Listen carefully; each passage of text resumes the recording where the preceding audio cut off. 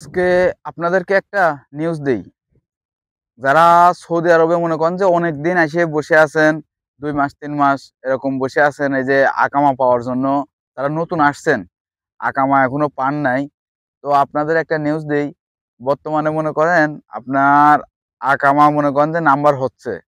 বর্তমানে আকামা নাম্বার চালু হয়ে গেছে। আপনারা চাইলে মনে করেন যে আপনার যে কপির মাধ্যমে আসছেন, যে মালিকের মাধ্যমে আসছেন তার সাথে যোগাযোগ করতে পারেন।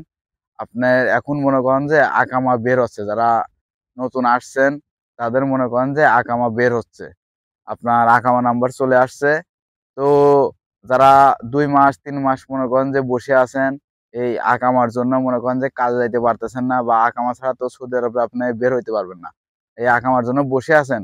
তো তাদেরকে আমি বলি যে আপনি আপনার যার মাধ্যমে আসছেন, যে কপিলের মাধ্যমে আসছেন, একটু যোগাযোগ করে দেখেন যে এখন বর্তমানে আকামা নাম্বার আসছে।